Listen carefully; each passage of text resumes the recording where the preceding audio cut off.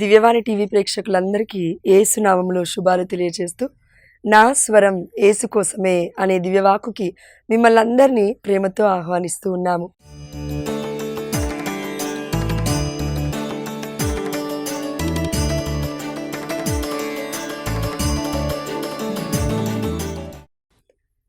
మనందరికీ తెలిసిన విధంగా మన కనతలైన కథోలిక శ్రీ సభ మే నెల 31వ తారీఖున 2 పండుగలను కొనియాడుతుంది. మొట్టమొదటిది త్రిత్వైక సర్వేశ్వరుని పండుగ, హోలీ ట్రినిటీ ఫీస్ట్ అని అంటాము. అదేవిధంగా మరియ తల్లి ఎలిజబెత్తమ్మను సందర్శించిన పండుగ. ఈ 2 పండుగల గురించి ఈ వాక్య పరిచర్యలో మనం తెలుసుకోబోతూ ఉన్నాము. అంటే ప్రతి పండుగలో ఉన్న పరమార్థాన్ని మనకి మన కనతలైన కథోలిక శ్రీ సభ ఎందుకు తెలియజేస్తుందంటే, ఇంకా మనం దేవుడికి దగ్గరగా జీవించాలని, ఇంకా మనం దేవుళ్ళు ఆనందించాలని, ఇంకా మన జీవితాలను బట్టి దేవుడు మహిమ పొందుకోవాలి అని, అదేవిధంగా మన కుటుంబాలన్నీ కూడా శాంతి సమాధానంతో వర్ధిల్లాలి అని ఆ తల్లి మరియ తల్లి మధ్యస్థ ప్రార్థనతో పాటు మనము దేవుణ్ణి ఇంకా లోతుగా సత్సంబంధాన్ని కలిగి జీవించాలని దేవుడు కోరుకుంటున్నాడు. అందుకే ఈరోజు మనకి పరిశుద్ధాత్మ దేవుడు పరిచయం చేస్తున్న అంశము ఈ పండుగల పరమార్థం ఏమిటి. మొట్టమొదటి పండుగ త్రిత్వైక సర్వేశ్వరుని పండుగ. పరిశుద్ధమైన గ్రంథంలో మనం ఆధారాలు చూస్తే యెషయా గ్రంథము 44వ అధ్యాయము 6వ వచనంలో మనం చూస్తూ ఉన్నాము. ఏకైక దేవుడి గురించి ఇక్కడ ఉంది. అదేంటంటే ఇజ్రాయేలు రాజు, వారి విమోచకుడు, సర్వశక్తిమంతుడైన ప్రభువు ఇట్లా అనుచున్నాడు. చూడండి, పాత నిబంధనలో విమోచకుడు అని ఉంది. విమోచకుడు అని ఎవరికి పేరు? యేసుప్రభుల వారికి పేరు. యేసయ్య రక్తాన్ని మన పాపముల కొరకే క్రయ ధనముగా అర్పించి మన పాపాల నుండి దేవుడు మనల్ని విమోచించాడు. అంటే యేసుప్రభుల వారు. ఇక్కడ పేరేమనుంది? విమోచకుడు, ఇజ్రాయేలుల విమోచకుడు. అదేవిధంగా మొదటి వాడను కడపటి వాడను నేనే, నేను తప్ప వేరొక దేవుడు లేడు అని వాక్యం చాలా స్పష్టంగా తెలియజేస్తుంది. పాత నిబంధనలో ఉన్న దేవుడి పేరేంటి? యావే ప్రభు, యెహోవా ప్రభు. అవునా? ఎస్. ఆ ప్రభువుకున్న పేర్లు ఏంటంటే విమోచకుడు అని, ఆది అంతమునై ఉన్నవాడని, మొదటివాడు కడపటివాడను నేనే అని, నేను తప్ప వేరొక దేవుడు లేడు అని యావే ప్రభు మనకి చెప్తూ ఉన్నాడు. ఇదే మాట, ఇవే వాక్యాలు దర్శన గ్రంథము 22వ అధ్యాయము 13వ వచనంలో మనం చూస్తూ ఉన్నాము. యేసుప్రభుల వారు అక్కడ ఇలా అంటూ ఉన్నారు. నేనే ఆల్ఫా, నేనే ఒమేగా, నేనే మొదటివాడను, నేనే కడపటివాడను, నేనే ఆదిను అంతమునై ఉన్నాను, నేనే జీవవృక్షాన్ని అయ్యున్నాను. ప్రియమైన దేవుడు బిడ్డలారా, మనలందరినీ పాపా నుంచి విమోచించింది ఎవరంటే యేసుప్రభుల వారి యొక్క రక్తము. దేవుడి రక్తము మనల్ని కాపాడింది అని ప్రపంచం మొత్తం తెలుసు. పాప విమోచకుడు, మన రక్షకుడు, మన దేవుడు అనగానే మనకు గుర్తొచ్చేది కూడా యేసుప్రభుల వారే. అంటే తండ్రి, కుమార, పరిశుద్ధాత్మ దేవుడు. పేరుకే ముగ్గురు కానీ దేవుడు ఒక్కడే అనే విశ్వాసాన్ని మన కనతలైన కథోలిక శ్రీ సభ ఎన్నో సంవత్సరాల నుంచి, మన యొక్క పితరులు ఉన్నప్పటి నుంచి కూడా మనకి ఈ యొక్క సత్యాన్ని వెల్లడిస్తూ ఉంది. ఇది మనకు కరెక్ట్గా అర్థం కావాలి అంటే, తండ్రి, కుమార, పరిశుద్ధాత్మ పేరుకు ముగ్గురు అంటున్నారు, మళ్ళీ చెప్తున్నప్పుడేమో ఒక్కరే దేవుడు అని అంటున్నారు. ఇది ఎట్లా అర్థం చేసుకోవాలండి అని అంటే కనుక, ఇప్పుడు మనం మనుషులం ఉన్నామండి. ఇప్పుడు నేనున్నా అనుకోండి, నాలో ప్రాణం ఉంది అంటే ఆత్మదేవుడు ఉన్నాడు. అవునా? ఎస్. నాలో ప్రాణం ఉంది, నాలో ఆత్మ ఉంది, అదేవిధంగా నాకు దేహం ఉంది. అదే విధంగా తండ్రి, కుమార, పరిశుద్ధాత్మ. ఇంకా క్లియర్గా చెప్పాలి అని అంటే, సూర్యుడిని తీసుకోండి. సూర్యుడు ఉదయిస్తున్నాడు. అవునా? సూర్యుడి నుంచి ఏమొస్తుంది? వెలుగు వస్తుంది. సూర్యుడి నుంచి వెలుగు కాకుండా ఇంకొకటి కూడా వస్తుంది. ఏంటది? వేడి. అదేవిధంగా సూర్యుడు అని అనుకుంటే యావే ప్రభు అనుకుందాం. వేడి, వెలుగు. వెలుగు ఎవరు? యేసుప్రభుల వారు అనుకుందాం. వేడి ఎవరు? పరిశుద్ధాత్మకి సాదృశ్యం. అంటే తండ్రి, కుమార, పరిశుద్ధాత్మ. సూర్యుడు ఒక్కడే, ముగ్గురు లేరు అక్కడ, 3 సూర్యులు లేరు. అదేవిధంగా తండ్రి, కుమార, పరిశుద్ధాత్మ దేవుడు ఒక్కడే అనే సత్యాన్ని మన కథోలిక శ్రీ సభ మనకి బోధిస్తూ ఉంది. అంత మాత్రమే కాదు, మన యొక్క పూర్వీకుల కాలములో, మన పితరుల కాలములో, మన యొక్క పునీతులు నివసించిన కాలములో జోసెఫ్ కుపటినో అనే పునీతుడు ఉన్నాడు. ఆ పునీతుడి దగ్గరికి ఆయన గొర్రెల్ని కాస్తూ ఉన్నాడు. ఆ యొక్క షెడ్‌లో ఉంటూ ఉన్నాడు. గొర్రెలన్నిటిని అవి ఏమంటారండి, అవి కన్సీవ్ అవ్వగానే, డెలివరీ అవ్వగానే వాటిని మంచిగా క్లీన్ చేసి గొర్రె పిల్లని చూసుకుంటూ ఉన్నాడు. ఆయన ఒక గురువే, గురువు అవ్వాల్సిన వాడే. కానీ గురువు ప్లేస్‌లో లేకుండా వచ్చి గొర్రెలను పోషిస్తూ ఉన్నాడు. అదే ఆయనకి ఆనందం. ఎక్కువగా చదువుకోలేదు జోసెఫ్ కుపటినో గారు. అయితే ఈ పునీతుడు ఏం చేస్తున్నాడంటే, ఒకరోజు చలికాలం, ఫుల్లు చలి ఉంది. బయటికొచ్చి అక్కడ మంచిగా ఆ యొక్క కట్టెలన్నీ కాల్చుకొని ఆడ కూర్చొని మంచిగా వేడి కాల్చుకుంటూ ఉన్నాడు. ఆ సమయంలో సడన్‌గా బిషప్ గారొచ్చారు. ఆనాడు ఆ సమయంలో ఉన్న బిషప్ గారొచ్చారు. వచ్చి ఒక సాధారణమైన వ్యక్తిలాగా మాట్లాడుతూ ఉన్నాడు జోసెఫ్ కుపటినో గారితో. సాయంత్రం అవుతూ ఉంది సమయం. ఆల్మోస్ట్ చీకటవుతూ ఉంది. అయితే ఆ బిషపు మాట్లాడుతూ సన్నిహితంగా ఉంటూ జోసెఫ్ కుపటినో గారితో ఇలా అన్నాడంట, తండ్రి, కుమార, పరిశుద్ధాత్మ దేవుని గురించి నువ్వేమైనా చెప్పగలుగుతావా? ఎగ్జాంపుల్ ఏదైనా ఇవ్వగలుగుతావా? ఇంకా లోతుగా మనం అర్థం చేసుకోవడానికి అని అడగగానే జోసెఫ్ కుపటినో గారు అన్నారంట, ఒక చిన్న దుప్పటి తీసుకున్నారంట. దుప్పటి తీసుకొని ఒక మడత పెట్టి పిత్త సర్వేశ్వరుడు, రెండో మడత పెట్టి పుత్ర సర్వేశ్వరుడు, మూడో మడత పెట్టి పవిత్రాత్మ సర్వేశ్వరుడు. అంటే ఒక దుప్పటిని 3 ఫోల్డింగ్స్ చేసి తండ్రి, కుమార, పరిశుద్ధాత్మ దుప్పటి ఒకటే. అదేవిధంగా దేవుడు ఒక్కడే, కానీ పేరుకు ముగ్గురు అయినప్పటికీ వారి స్వభావము, వారి యొక్క దైవత్వము, ఎందులో కూడా గుణగణాలలో వారు తీసిపోలేదండి. ఈక్వాలిటీ అనమాట. పిత సర్వేశ్వరుడు, పుత్ర సర్వేశ్వరుడు, పవిత్రాత్మ సర్వేశ్వరుడు, ముగ్గురు ఒక్కరే అని మన కనతలైన కథోలిక శ్రీసభ ఇలాంటి ఎగ్జాంపుల్స్ ద్వారా మనకి ఎక్స్ప్లెయిన్ చేస్తూ ఉంది. ఇంత చెప్పినప్పటికీ కూడా అర్థం కావట్లేదండి అని అంటే కనుక నిజమే, అర్థం కాకుండానే ఉండాలి. ఎందుకంటే దైవము, దైవ సంభూతుడు మనకి ఎట్లా అర్థమవుతాడండి? మనము దేవుని చేయలేదు, దేవుడు మనల్ని చేసుకున్నాడు. కాబట్టి ప్రియమైన దేవుడు బిడ్డలారా, ఈ పండుగలో ఉన్న పరమార్థం ఏంటి అని అంటే, మనం ఏం తెలుసుకోవాలి మరి ఈ పండుగ ద్వారా? దేవుడు ఒక్కడే, ప్రపంచాన్ని ఏలుతున్న దేవుడు ఒక్కడే. అన్యులకైనా, క్రైస్తవులకైనా, లేదంటే ముస్లిమ్స్కైనా, ఇంకా ఎన్ని మతాలు ఉన్నాయో, ఎన్ని జాతులు ఉన్నాయో, ఎన్ని కులాలు ఉన్నాయో, ఎన్ని భాషలు ఉన్నాయో, అందరికీ దేవుడు ఒక్కడే. ఆ దేవుడి పేరే యేసయ్య. నిన్ను నన్ను సృష్టించిన దేవుడు. అందుకే దేవుడు అంటున్నాడు, నేను ఆది అంతము, ఎవ్వరు పుట్టకముందే నేనున్నాను, నేను ఆల్ఫా ఒమేగా, నాకు ఆది లేదు, చివరి కరెక్ట్గా చెప్పాలంటే అంతం కూడా లేదు, ఎవరు కూడా చెప్పలేరు అని అర్థం దానికి. ప్రియమైన దేవుడు బిడ్డలారా, ఈ సమయంలో యోహాను సువార్త 14వ అధ్యాయము 21వ వచనం ఒకసారి చదువుదామండి. నా ఆజ్ఞలను స్వీకరించి పాటించువాడే నన్ను ప్రేమించువాడు, నన్ను ప్రేమించువాడు నా తండ్రి వలన ప్రేమింపబడును. యేసుప్రభుల వారు శిష్యులతో చెప్తున్న మాట. మోక్షారోహణం అయిపోతూ ఉన్నాడు. నేను మీకు ఆదరణకర్తను పంపిస్తాను, మీరు బాధపడకండి. అనాథలుగా ఉండకుండా ఉండడానికి నేను ఆదరణకర్తను పంపిస్తాను. మీరు భయపడద్దు, మీరు బాధపడద్దు, మీరు కృంగిపోవద్దు, మీరు నిరుత్సాహపడద్దు, నేను ఆదరణకర్తను పంపిస్తానని చెప్తున్న యేసుప్రభుల వారు అంటూ ఉన్నారు ఇక్కడ, నా తండ్రి నన్ను ప్రేమించాడు. మీరు ఎప్పుడైతే నా ఆజ్ఞలు పాటిస్తారో నా తండ్రి మిమ్మల్ని ప్రేమిస్తాడు. దాని తర్వాత నేను వానిని ప్రేమించి, ఎవరిని? మనల్ని. దేవుడు మనల్ని ప్రేమించి వానికి నన్ను తెలియపరచుకొందును. ఒకవేళ పరిశుద్ధమైన గ్రంథం మొత్తం మనం చదివేస్తుంటే, మరి దేవుడి గురించి మనకి తెలిసే ఉంటే, దేవుడు ఎందుకు ఈ మాట అంటున్నాడు? అయ్యో, యేసయ్య ఎవరో మనకు తెలుసు కదండి, మళ్ళీ ఎందుకు ఈ మాట అంటున్నాడు దేవుడు? నన్ను మీకు తెలియపరచుకుంటాను, నన్ను ప్రేమించండి. అంత మాత్రమే కాదండి, మనకి సామెతల గ్రంథము 8వ అధ్యాయం 17వ వచనం అనుకుంటాను, లేదంటే 18వ అధ్యాయం 7వ వచనంలో ఉంటుంది. నన్ను ప్రేమించిన వారిని నేను ప్రేమింతును, నన్ను వెదకు వారికి నేను దొరుకుదును. అంటే దేవుడి పరమరహస్యాలను దేవుడు ఎవరికి చెప్తారు అని చెప్తున్నారంటే, ఇక్కడ లూకాసు వార్త 10వ అధ్యాయము 22వ వచనం ఒకసారి చదువుతాను చూడండి. ఎవరికి అర్థమవుతుంది దేవుడి యొక్క పరమరహస్యాలు అంటే, నా తండ్రి నాకు సమస్తమును అప్పగించి ఉన్నాడు. యేసుప్రభుల వారు చెప్తున్నారు, నా తండ్రి నాకు సమస్తమును అప్పగించి ఉన్నాడు, తండ్రి తప్ప మరెవ్వరును కుమారుని ఎరుగరు. అదేంటండి?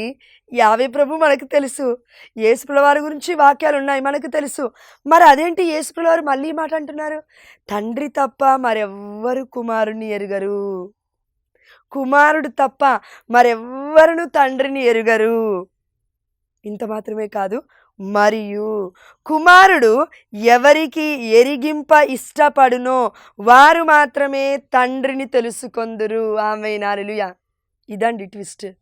పరమరహస్యము ఈ పండుగలో ఏంటంటే, యేసు ప్రభువారు తనకు తానుగా ఆయన ఎవరు అని మనకి తెలియజేయాలనుకుంటే తండ్రి, కుమార, పరిశుద్ధాత్మ. అంతెందుకండి, పాత నిబంధనలో యావే ఆత్మ అనుంది, దేవుడి ఆత్మ అనుంది. కొత్త నిబంధనలో యేసయ్య ఆత్మ అనుంది, పరిశుద్ధాత్మ అనుంది. యేసు ప్రభువారు మళ్ళీ అంటున్నారు యోహాను సువార్త 14వ అధ్యాయంలో, ఇదిగో నేను వెళ్తే తప్ప ఆదరణకర్త మీ దగ్గరికి రాలేడు. నేను వెళ్తున్నాను, అయితే మళ్ళీ కొన్ని రోజుల తర్వాత మీ దగ్గరికి వస్తాను. ఏంటండి ఈ మాటలని, ఈ వాక్యాలన్నీ ఏంటి? యేసు ప్రభువారిలో తండ్రి, పరిశుద్ధాత్మ దేవుడు లీనమైపోయి ఉన్నారు. యేసు ప్రభువారు తండ్రి, పరిశుద్ధాత్మ దేవుడు ముగ్గురు ఒకే రీతిగా ఉన్నారు అనే విషయాన్ని మనం అర్థం చేసుకోవాలి. అంత మాత్రమే కాదు, ఆదికాండం 1వ అధ్యాయం 26వ వచనం మనం చూస్తూ ఉన్నాం. మమ్ము పోలి ఇప్పుడు మానవుని చేస్తాము అని అంటున్నారు. మమ్ము అంటే తండ్రి, కుమార, పరిశుద్ధాత్మ ముగ్గురు అక్కడ ఉన్నారు. అందుకే మానవుణ్ణి ఎవరి పోలికల్లో చేసుకున్నారు? పోలిక ఎవరికి ఉంటుందండి? స్వభావం ఎవరికి ఉంటుందండి? యేసు ప్రభువారి వారి యొక్క స్వభావమే కదా, దైవ స్వభావంలోనే కదా దేవుడు మనల్ని చేసుకుంది. అందుకే కదా ఆదాము ఏవ పాపం చేసినప్పుడు దేవుడు బాధపడ్డాడు. త్రిత్వైక సర్వేశ్వరుని పండుగ మన కనతలైన కథోలిక శ్రీ సభ త్రిత్వ ఏక, ముగ్గురు కానీ ఒక్కరే ఏక సర్వేశ్వరుడు యొక్క పండుగను కనతలైన కథోలిక శ్రీసభ ప్రపంచవ్యాప్తంగా యూనివర్సల్ క్యాథలిక్ చర్చ్ కొనియాడుతుంది అనే విషయాన్ని మనం గుర్తుపెట్టుకోవాలి. మొట్టమొదటి పండుగని మనం తెలుసుకున్నాము, త్రిత్వైక సర్వేశ్వరుని పండుగ.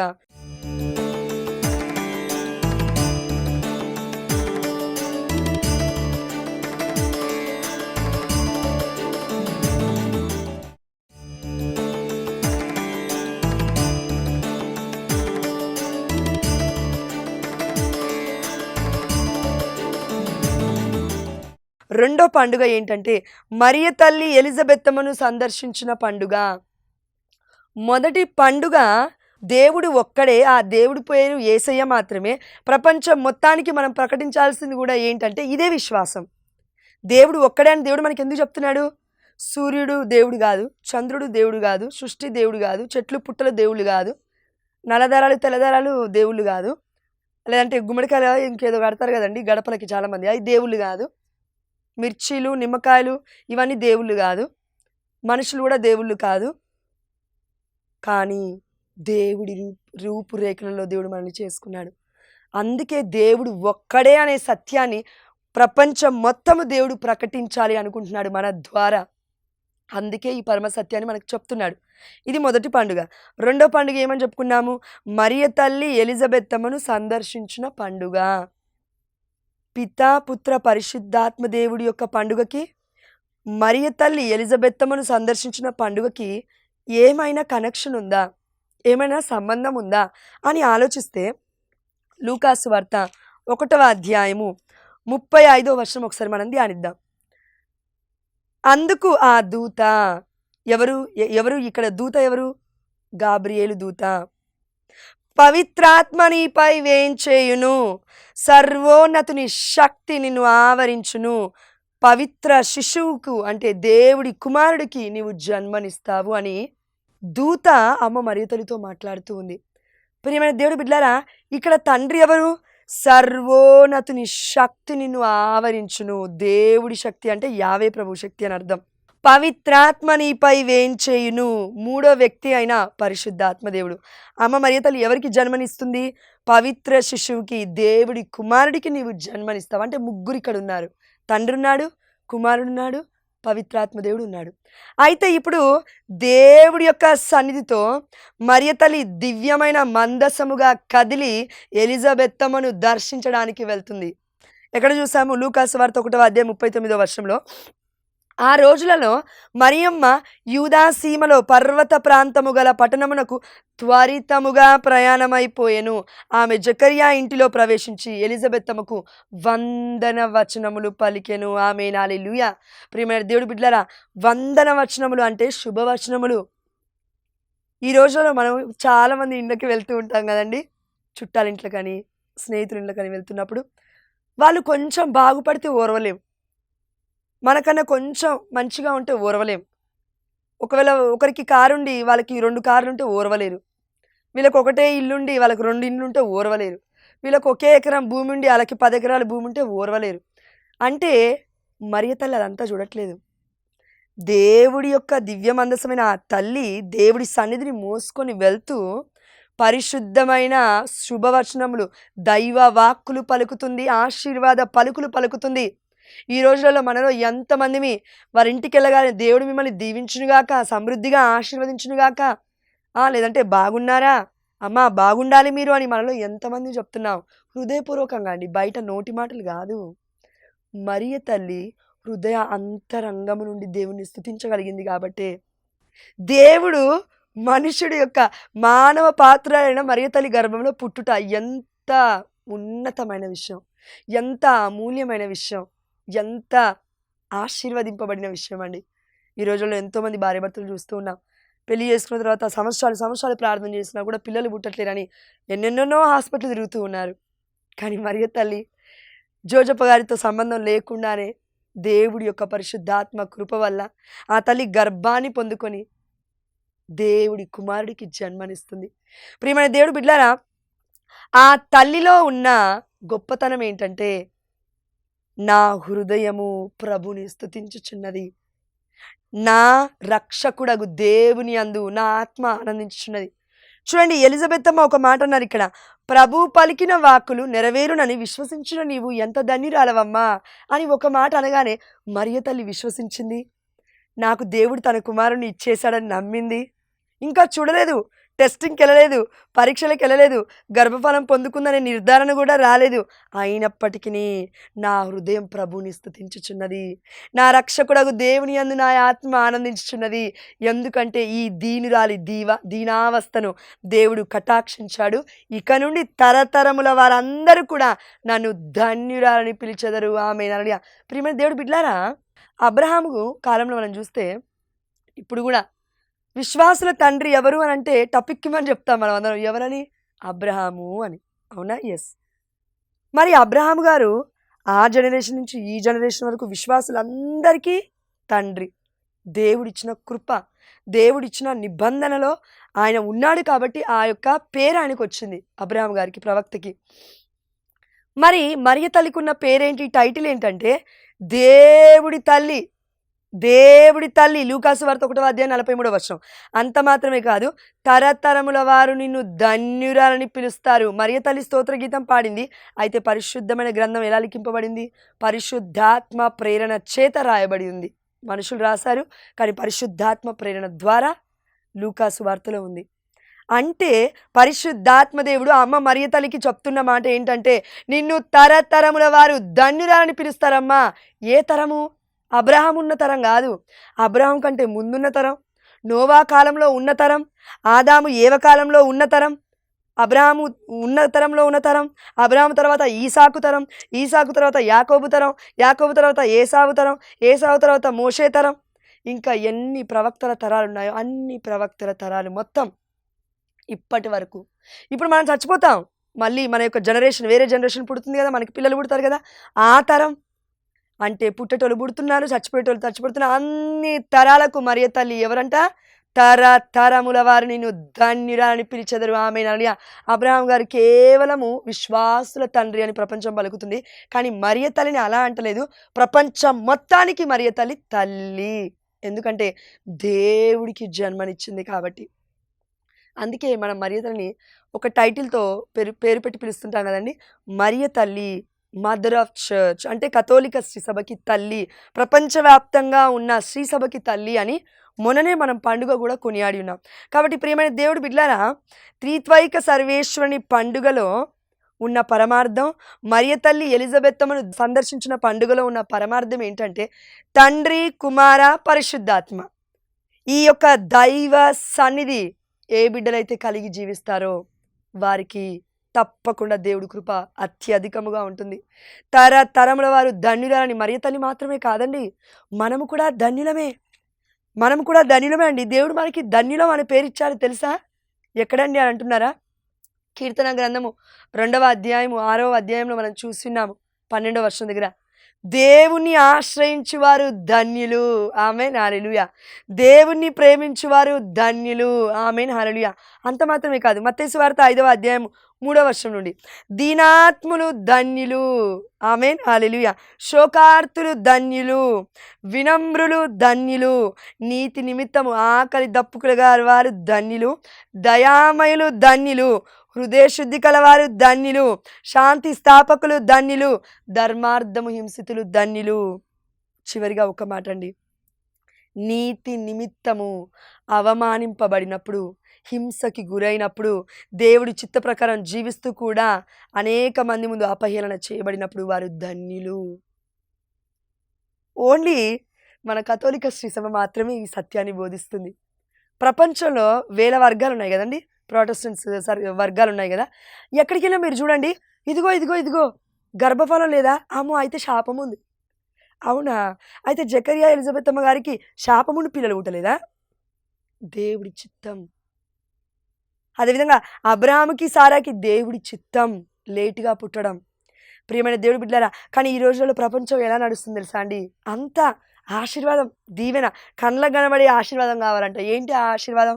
పిల్లలు ఉండాలి, భర్త ఉండాలి, భార్య ఉండాలి, తల్లిదండ్రులు అందరూ బ్రతికే ఉండాలి, అత్తమ్మ మొత్తం బ్రతికే ఉండాలి, పిల్లలు ఒక మంచి లెవెల్లో ఒక పెద్ద అద్దాల కంపెనీలో సాఫ్ట్వేర్ ఇంజనీర్ అయి ఉండాలి.